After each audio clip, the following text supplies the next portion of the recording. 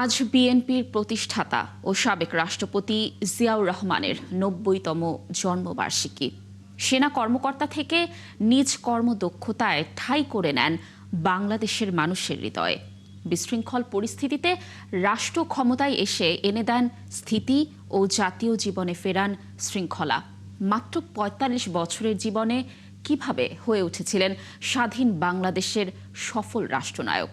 সাহস, শৃঙ্খলা আর আত্মমর্যাদার সেই পথ চলার গল্প নিয়েই শফিকুল হকের বিশেষ প্রতিবেদন। রাষ্ট্র পরিচালনার ব্যাপারে জিয়াউর রহমান সৈনিক জীবনে যেমন চরম পেশাদারিত্ব দেখিয়েছেন, ঠিক জাতীয় সব সংকটকালেও শক্ত হাতে হাল ধরেছেন।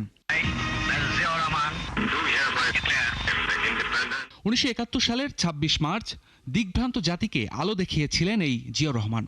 স্বাধীনতার ঘোষণা, পরবর্তী ৯ মাসের রক্তক্ষয়ী মুক্তি সংগ্রাম, সমন্বয়কের দায়িত্ব পালন করেছেন একটি সেক্টরের অধিনায়ক হিসেবে। গড়ে তুলেছিলেন জেট ফোর্স, বীরত্বের স্বীকৃতি হিসেবে পেয়েছেন।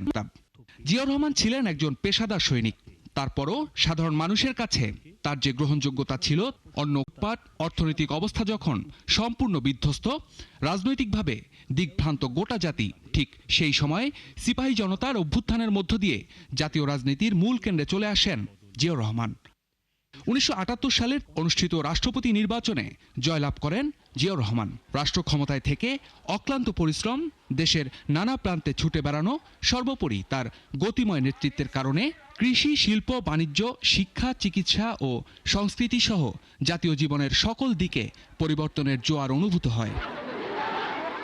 ১৯৭৮ সালের ১ সেপ্টেম্বর বাংলাদেশ জাতীয়তাবাদী দল বিএনপির প্রতিষ্ঠাতাও তিনি। রাষ্ট্র পরিচালনায় ছিলেন মাত্র কয়েক বছর, তা সত্ত্বেও নিজ কীর্তিতে গণমানুষের হৃদয়ে স্থান করে নেন সাবেক এই রাষ্ট্রপতি। তবে রাষ্ট্র পরিচালনাকালীন অনেক ষড়যন্ত্রের শিকার হতে হয়েছে তাকে। সবশেষ ১৯৮১ সালের ৩০ মে চট্টগ্রাম সার্কিট হাউসে এক ব্যর্থ সামরিক অভ্যুত্থানে জীবনাবসান হয় গণমানুষের প্রিয় এ নেতার। দেশ হারায় তার সূর্য সন্তানকে, আর জাতি হারিয়েছে দেশ গড়ার মহান নায়ককে। তবে দেশের ইতিহাসে বৃহৎ জনসমাগম ঘটে শহীদ প্রেসিডেন্ট জিয়ার জানাজায়। এর মধ্য দিয়ে প্রমাণ হয় কতটা জনপ্রিয় রাষ্ট্রপ্রধান ছিলেন জিয়াউর রহমান। শফিকুল হক, ৭১, ঢাকা। জেআইসি সেলে গুম নির্যাতনের ঘটনায় মানবতাবিরোধী অপরাধের মামলায় ক্ষমতাচ্যুত প্রধানমন্ত্রী শেখ হাসিনা ও সাবেক বর্তমান ১২ সেনা কর্মকর্তার বিরুদ্ধে সূচনা বক্তব্য দেবে প্রসিকিউশন। একই সঙ্গে আজই সাক্ষ্য গ্রহণ শুরু হচ্ছে। আন্তর্জাতিক অপরাধ ট্রাইব্যুনাল ১-এর চেয়ারম্যান বিচারপতি মোহাম্মদ গোলাম মর্তুজা মজুমদারের নেতৃত্বাধীন ৩ সদস্যের বিচারিক প্যানেলে এই শুনানি চলবে। সূচনা বক্তব্য উপস্থাপনের পর ১ নম্বর সাক্ষীর জবানবন্দি নেবে প্রসিকিউশন। গত ১৮ ডিসেম্বর ১৩ জনের বিরুদ্ধে ৫টি অভিযোগ গঠন করে বিচার শুরুর আদেশ দেয় ট্রাইব্যুনাল। এই মামলায় ১৩ আসামির মধ্যে গ্রেফতার আছেন ৩ জন। গুমের মামলায় সর্বপ্রথম গত বছরের ২২ অক্টোবর সেনা হেফাজতে থাকা ৩ সেনা কর্মকর্তাকে ট্রাইব্যুনালে আনা হয়। ৮ অক্টোবর ১৩ জনের বিরুদ্ধে প্রসিকিউশনের জমা দেওয়া ফরমাল চার্জ বা অভিযোগ আমলে নেন আদালত।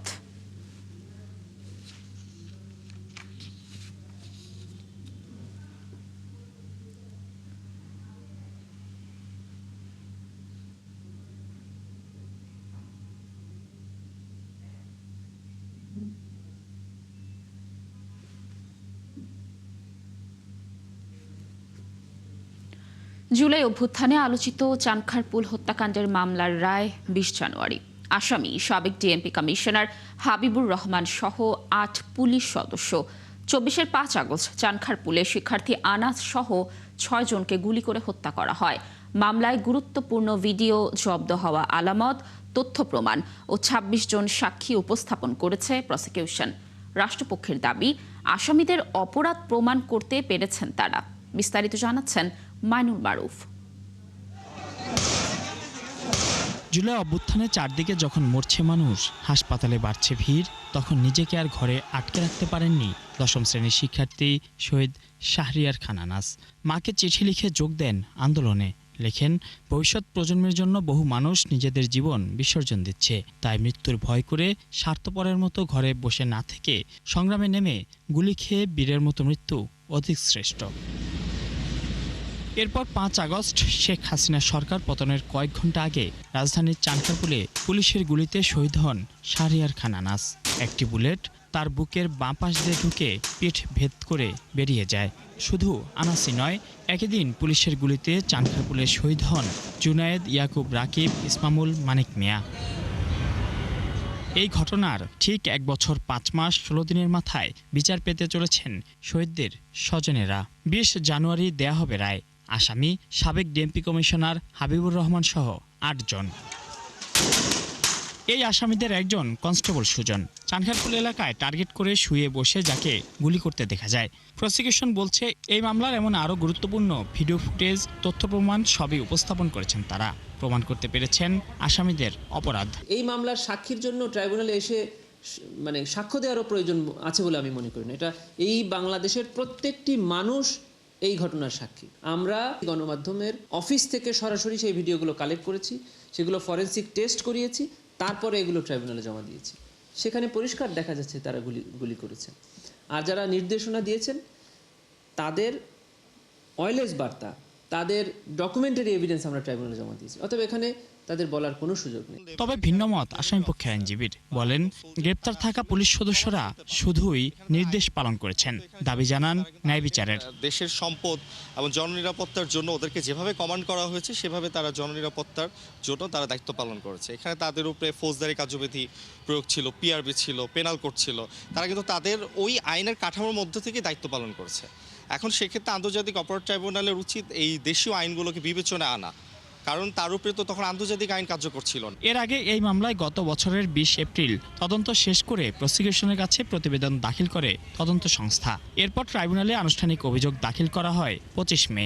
সাক্ষ্য গ্রহণ শুরু হয় ১১ আগস্ট। পরে এই মামলায় সাবেক উপদেষ্টা আসিফ মাহমুদ সজীব ভুঁইয়া সহ সাক্ষী দেন ২৬ জন। মাইনুল মারুফ, ৭১, ঢাকা। চট্টগ্রামে আইনজীবী সাইফুল ইসলাম আলিফ হত্যা মামলার চার্জ গঠনের শুনানিতে চট্টগ্রাম আদালতে হাজির করা হয়েছে চিন্ময় কৃষ্ণ দাস সহ অন্যান্য আসামিদের। চট্টগ্রাম দ্রুত বিচার ট্রাইব্যুনালের বিচারক চট্টগ্রাম জেলা ও দায়রা জজ মোহাম্মদ জাহিদুল হকের আদালতে এই শুনানি হচ্ছে। এর আগে ২০২৪ সালের ২৬ নভেম্বর রাষ্ট্রদ্রোহ মামলায় গ্রেফতার সনাতনী জাগরণ জোটের মুখপাত্র চিন্ময় কৃষ্ণ দাসের জামিন নাকচকে কেন্দ্র করে সংঘর্ষ হয়। সেখানে আইনজীবী সাইফুল ইসলাম আলিফকে পিটিয়ে হত্যা করা হয়। এই ঘটনায় গত বছরের ২৯ নভেম্বর কোতোয়ালি থানায় মামলা করেন আলিফের বাবা জামাল উদ্দিন। গত ১০ জানুয়ারি মামলাটির নথি বিচার ও নিষ্পত্তির জন্য দ্রুত বিচার ট্রাইব্যুনালে পাঠানো হয়।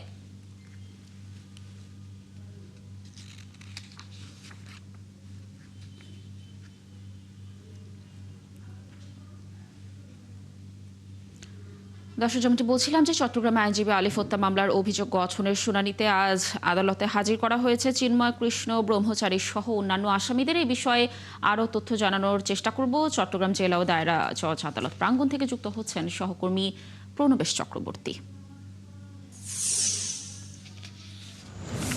প্রণবেশ, নিশ্চয়ই শুনতে পাচ্ছেন আমাকে। মামলার শুনানি কি শুরু হয়েছে কিনা, শুনানির সর্বশেষ কি তথ্য রয়েছে জানাবেন, সার্বিক তথ্য।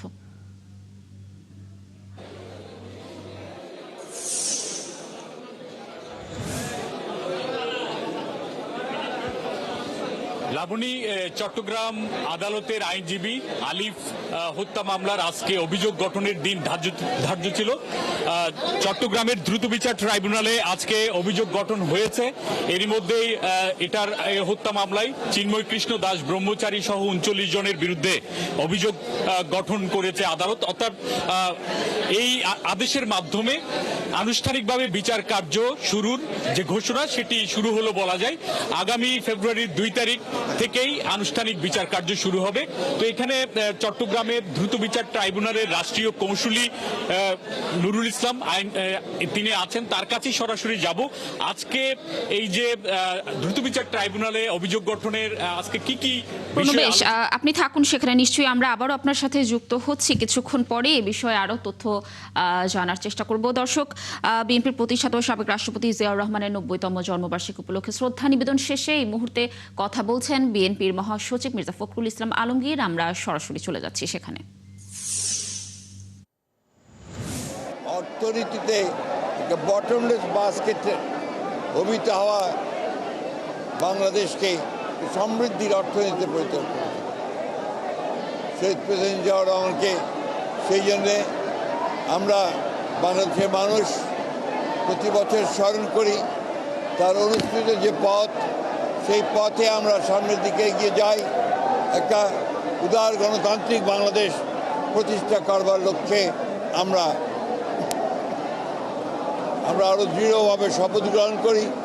এবং আজকে যখন ফেব্রুয়ারি মাসে 12 তারিখে নির্বাচন ঘোষিত হয়েছে, একটি ছাত্র গণতার অভ্যুত্থানের মধ্য দিয়ে যখন ফ্যাসিস্ট হাসিনা পালিয়ে গেছে, তখন আবার নতুন করে একটা ধ্বংসপ্রাপ্ত অর্থনীতির বাংলাদেশকে গড়ে তোলার জন্য, গণতন্ত্রকে প্রাতিষ্ঠানিক রূপ দেওয়ার জন্য আমরা আজকে এখানে শপথ নিয়েছি। এবং এই শপথের মধ্য দিয়ে বাংলাদেশ জাতীয়তাবাদী দল এবং সমস্ত অঙ্গ সংগঠন বাংলাদেশে শহীদ জিয়ার যে আদর্শ, সেই আদর্শকে এখানে বাস্তবায়িত করবে, এই শপথ আমরা আজকে এখানে নিয়েছি। আমরা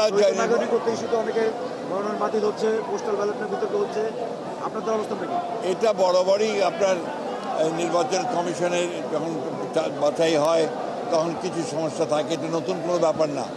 আমরা এখন পর্যন্ত নির্বাচন কমিশনকে দেখেছি যে মোটামুটিভাবে তারা যোগ্যতার সঙ্গেই কাজ করছে। আমাদের যে সমস্যাগুলো একটা আমরা মনে করেছি, সেগুলো আমরা গতকাল তার সামনে তুলে ধরেছি এবং আমরা বিশ্বাস করি যে নির্বাচন কমিশন যোগ্যতার সঙ্গেই এই নির্বাচন পরিচালনা করতে সক্ষম হবে। দর্শক, বিএনপির মহাসচিব মির্জা ফখরুল ইসলাম আলমগীর কথা বলছিলেন, আমরা যুক্ত ছিলাম তার বক্তব্যে। দর্শক, ইরানের সার্বিক পরিস্থিতি নিয়ে এই মুহূর্তে কথা বলছেন ইরানের রাষ্ট্রদূত। আমরা সরাসরি যুক্ত হচ্ছি তার বক্তব্যে। نقشه آمریکا و اسرائیل رو نگذاشتیم در کشور ما پیاده بشه و قدرتمندتر از قبل در خاورمیانه حضور داریم. الان یک دلیلی که اسرائیل و آمریکا وارد چالش با ما نشدن، وارد جنگ، همین بود که احساس کردن پاسخ ایران به اینها خیلی میتونه از جنگ 12 روزه سخت‌تر باشه و همین نشون میده که ما در موضع ضعف نیستیم، در موضع قدرتیم. প্রশ্নের ইয়েতে বলছে যে আপনি জানেন যে ইরান একটা বিশাল বড় দেশ। এই দেশের সাথে আফগানিস্তান, পাকিস্তান, ইরাকের কুর্দিস্তান, তুরস্ক, এই দেশগুলোর সীমান্ত আছে। আর আফগানিস্তানে বহু বছর সেখানে আমেরিকানরা তৎপর ছিল এবং কুর্দিস্তানের ইরাক ঠিক একই ধরনের। এটা এরকম না যে এই ধরনের অস্ত্র বা এই ধরনের সন্ত্রাসীদের যে মানে ইরানের ভিতরে ঢোকানো বা প্রশিক্ষণ দেওয়া, এটা এক সপ্তাহ 2 সপ্তাহে হয়নি। দীর্ঘদিন একটা বড় লম্বা একটা পরিকল্পনার মাধ্যমে সেখানে একটা গ্রুপকে তৈরি করা হয়েছে এবং তাদেরকে সশস্ত্র করা হয়েছে। আর কুর্দিস্তানে ইরাকে তো আপনি জানেন সেখানে আইএস, এটা দায়েশ, তারা সেখানে তৎপর ছিল এবং তাদের পিছনে কারা ছিল সেটাও স্পষ্ট। তো আর এই সমস্ত ইয়েতে ইরান, উনি যেহেতু বলছেন যে উনি ইরানের নিরাপত্তা কাউন্সিলে 8 বছর সদস্য ছিলেন, কাজে উনি জানেন যে এই সীমান্তগুলোতে চোরা কারবারি যারা, সেটা চোরা কারবারি, বিভিন্ন চোরা কারবারি অস্ত্র বা মাদক, তাদের সাথে ইরান বহু বছর ধরে তাদের একটা মানে যুদ্ধে তারা ছিল এদেরকে নিয়ন্ত্রণের ক্ষেত্রে। তো আসলে বড় কথা হচ্ছে যে উনি বলছেন যে আমাদের যুদ্ধটা শুধু মোসাদ বা সিআইএর বিরুদ্ধে না, টোটালি মানে ওয়েস্টার্ন ব্লকের সাথে আমাদের একটা মানে সমস্যা যাচ্ছে। আর আমরা গত 12 দিনের যে যুদ্ধ ছিল ইসরায়েলের সাথে, সেখানে আমরা আমাদের যে সক্ষমতা আমরা সেটা প্রমাণ করেছি। যে ইন্টেলিজেন্স ফেলিউরের যেটা কথা বললেন, যে এটা বিভিন্ন দেশেই এই ধরনের ঘটনা ঘটে।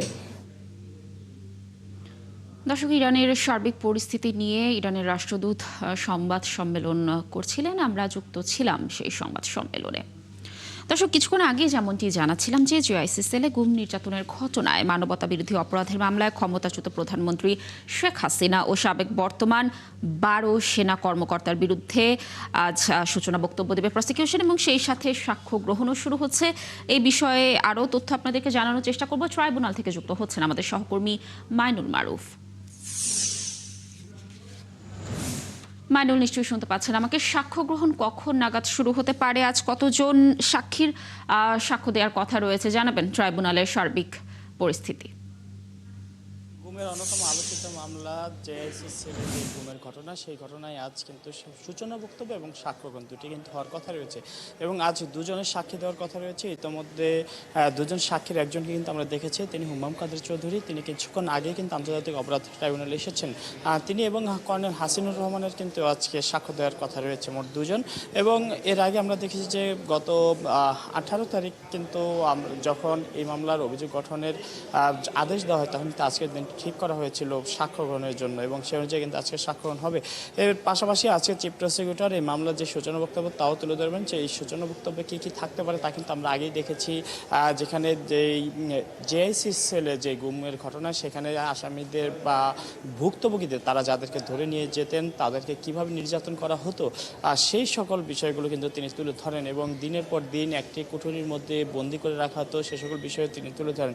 এবং এই মামলায় কিন্তু মোট 13 জন আসামি, 13 জনের মধ্যে দুজন সাবেক প্রধানমন্ত্রী, পলাতক প্রধানমন্ত্রী শেখ হাসিনা এবং অপরজন তার নিরাপত্তা উপদেষ্টা ছিলেন তারেক সিদ্দিক।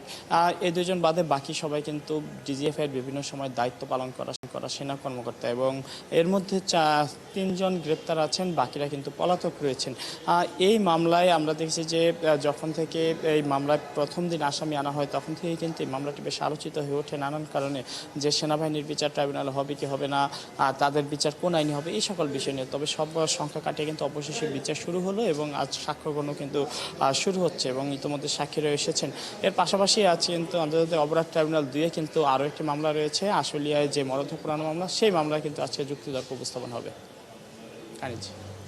মাইনুল, ধন্যবাদ আমাদের সাথে যুক্ত থাকার জন্য। আপনি থাকুন ট্রাইব্যুনালে, নিশ্চয়ই আমরা আবারও আপনার সাথে যুক্ত হয়ে ট্রাইব্যুনালের আরও তথ্য পরবর্তী সংবাদ সংযোগগুলোতে দর্শকদেরকে জানানোর চেষ্টা করব। দর্শক, যুক্ত ছিলেন সহকর্মী মাইনুল মারুফ। তিলোত্তমা শহরের সাথে প্রায় 100 বছরের পরিচয়, ইউনেস্কো স্বীকৃত ঐতিহ্যের প্রতীক রিকশার। পায়ে চালিত রিকশা নানান প্রাসঙ্গিকতায় আমাদের দৈনন্দিন জীবনে কোনো না কোনোভাবেই জড়িয়ে রয়েছে। ব্যাটারি চালিত অটোরিকশার দাপটে ঐতিহ্যের রিকশা হারানোর শঙ্কায় সহকর্মী ফারহানা ন্যান্সির এই কথোপকথন ক্যামেরায় মুহূর্তবন্দী করেছেন রিফাত আহমেদ।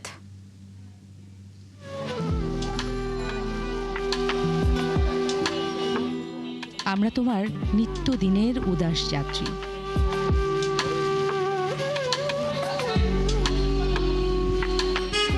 তোমায় চড়লেই গায়ে এসে লাগে হালকা হাওয়া, বিধ্বস্ত বিপর্যস্ত দিনেও কেমন আনমনা হই। নিঃসঙ্গ মুহূর্তে কিংবা কর্মব্যস্ত দিনেও মন চায় হুট খোলা রিকশায় চড়ে উড়ে যাই, ছুটে যাই ভিড়ের ভেতর একলা হয়ে। রিকশা, আমরা তোমারই একাগ্র যাত্রী।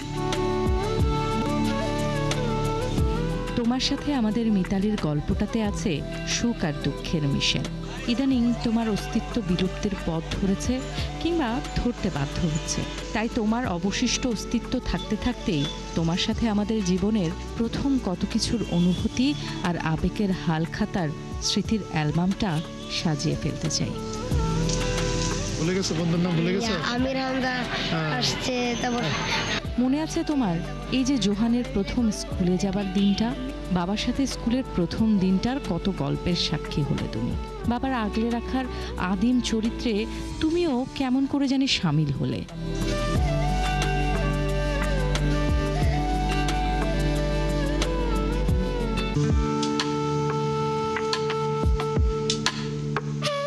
মামার আবদারে ক্যাম্পাসে তুমি আপন হও।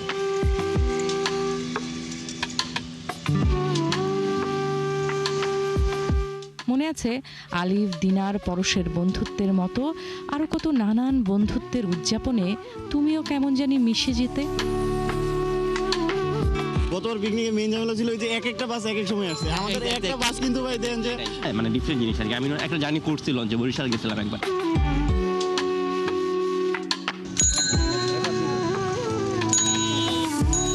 তোমার টুংটাং শব্দে আমাদের প্রথম প্রেমের স্মৃতিগুলো মস্তিষ্কে আজও কেমন সতেজ হয়ে ধরা দেয়।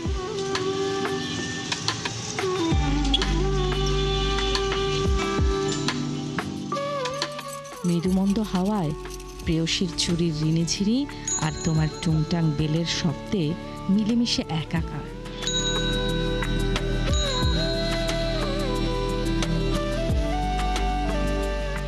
মানুষের সাথে কত শত কমিটমেন্ট, কত রাগ অভিমানের কথন, আবার ভালোবাসা হারানোর ভয়ে বুকের পাঁজর জুড়ে কেমন চিনচিনে ব্যথা। এই সব কিছু জমা থাকে তোমার খেরো খাতায়। অঞ্জন দত্তের গানে তার ছোট্টবেলার হারানো প্রেমিকা ম্যারিয়ানের সাথে তোমার যে সরব উপস্থিতি, তা অস্বীকারের দায়ভার হয়তো নেবে না কোনো প্রেমিক প্রেমিকাই।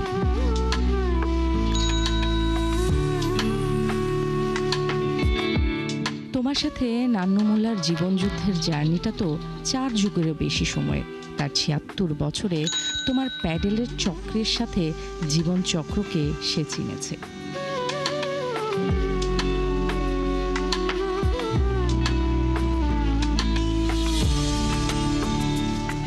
কিছুটা তোমার মতো দেখতে একটা যানবাহন তোমার জায়গাটা গ্রাস করে নিচ্ছে ভয়াবহ চরিত্রে।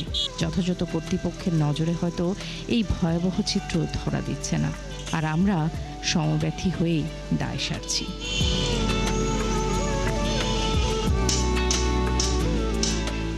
এই যে আব্দুল কাদেরের শেষ সম্বলটা তুমি পরম যত্নে তোমারে ভালোবাসায় আগলে রাখে সে, হয়তো শেষের অধ্যায় একটা অনিশ্চয়তার অনাকাঙ্ক্ষিত পূর্বাভাস থেকে যায়।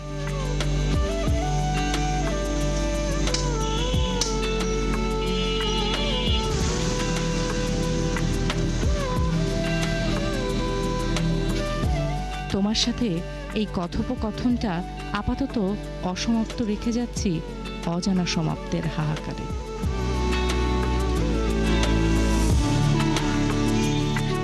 ফারহানা ন্যান্সি, 71, ঢাকা। আসন্ন ত্রয়োদশ জাতীয় সংসদ নির্বাচনের প্রার্থিতা প্রত্যাহার শুরু হচ্ছে আজ। নির্বাচন কমিশনের এই কার্যক্রম শেষ হবে আগামীকাল। 18 জানুয়ারি শেষ হয়েছে মনোনয়নপত্র গ্রহণ ও বাতিলের আপিল শুনানি। এদিকে মনোনয়নপত্রে তথ্যগত অসঙ্গতি, ঋণ খেলাপি হওয়া, মামলাজনিত জটিলতা, প্রয়োজনীয় কাগজপত্র অসম্পূর্ণ থাকা এবং 1% ভোটার সমর্থন না থাকার মতো নানা কারণে এসব প্রার্থীর মনোনয়ন বাতিল হয়েছে অন্তত 150 প্রার্থীর। এদিকে রিটার্নিং কর্মকর্তা চূড়ান্ত প্রার্থী তালিকা প্রকাশ করে প্রতীক বরাদ্দ দেবেন 21 জানুয়ারি। এর পরের দিন থেকেই ভোটের প্রচারে নামবেন আপিলে বৈধতা পাওয়া প্রার্থীরা। আগামী 10 ফেব্রুয়ারি সকাল 7:30 পর্যন্ত চলবে প্রার্থীদের প্রচার। সবকিছু ঠিক থাকলে ভোট গ্রহণ অনুষ্ঠিত হবে 12 ফেব্রুয়ারি বৃহস্পতিবার সকাল 7:30 থেকে বিকেল 4:30 পর্যন্ত। একই দিনে অনুষ্ঠিত হবে রাষ্ট্র সংস্কারে জুলাই সনদের জন্য আয়োজিত গণভোট। আসন্ন জাতীয় সংসদ নির্বাচনকে কেন্দ্র করে মানিকগঞ্জের নারী উদ্যোক্তাদের মধ্যে নানা জল্পনা কল্পনা ও প্রত্যাশা তৈরি হয়েছে। তারা বেশিরভাগই চান একটি স্থিতিশীল রাজনৈতিক পরিবেশ এবং ব্যবসা বান্ধব নীতি। তারা বলছেন, সুষ্ঠু রাজনৈতিক পরিবেশ না থাকায় তারা কাজ করতে পারছেন না। দর্শক আরও জানাচ্ছেন মনিরুল ইসলাম মিহির। মানিকগঞ্জের 7 উপজেলায় ছড়িয়ে ছিটিয়ে আছে প্রায় 20,000 নারী উদ্যোক্তা। সকাল থেকে রাত তৃণমূল থেকে শহরের বিভিন্ন প্রতিষ্ঠানে তারা কাজ করেন। তারা জানান ঋণ পাওয়ার জটিলতা, সামাজিক বাধা আর বাজারজাতকরণ সহ নানান সমস্যা তাদের নিত্যসঙ্গী। কিন্তু সুষ্ঠু নীতিমালা এবং মনিটরিং থাকলে এমন সমস্যা থাকার কথা নয়। তাই আসন্ন জাতীয় সংসদ নির্বাচনে নারী উদ্যোক্তা বান্ধব সরকার চান। আমি একজন উদ্যোক্তা হিসেবে চাইবো যে যাতে আমরা বিজনেসটা সুন্দর মতো করতে পারি, আমাদের দিকে একটু তারা লক্ষ্য রাখেন। আমাদের আইনতভাবে প্রোটেকশন দেওয়া সহ সব ধরনের সুযোগ সুবিধা, যা আমাদের নারী একটা উদ্যোক্তা আমরা ব্যবসায় যাতে আগাতে পারি। এখন কিন্তু নারীরা অনেক জায়গায় অবহেলিত আছে, তাদের নিয়ে যারা কাজ করবে আমরা চাইবো যে সেরকম একটা সরকার আমাদের হোক। এখন ভোট তো আমরা তাকেই দিব যে আমাদের এই সমস্যাগুলো সুনজরে দেখবে এবং সেগুলো সমাধান করবে। নারী উদ্যোক্তারা আরও জানান, সংসদ নির্বাচনে এমন প্রতিনিধির নির্বাচিত হওয়া উচিত যারা ব্যবসার পরিবেশ বোঝেন। তারা চান এমন একজন জনপ্রতিনিধি যিনি কেবল শাসক নন, বরং হবেন একজন সহযোদ্ধা। দেশ বিদেশের খবর সম্বন্ধে জানতে হলে আপনাকে ই-কমার্সে আসতেই হবে। তো এই ব্যাপারগুলো আমাদের একটু সুবিধা দিতে হবে। পুরুষের পাশাপাশি নিজের কাজকে প্রদর্শন করে এগিয়ে যেতে পারবো, এরকম একটা সরকার আমাদের অবশ্যই দরকার। আমাদের মাঝে এমন একজন ব্যক্তি আসুক যে কিনা জনগণের জন্য, দেশের জন্য, দশের জন্য কাজ করবেন। নির্বাচন বিশ্লেষকদের মতে এবার নারী ভোটারদের একটি বড় অংশই স্বনির্ভর নারী, যে কারণে প্রার্থীদের জয় পরাজয়ে তাদের ভোট বড় নিয়ামক হয়ে উঠতে পারে।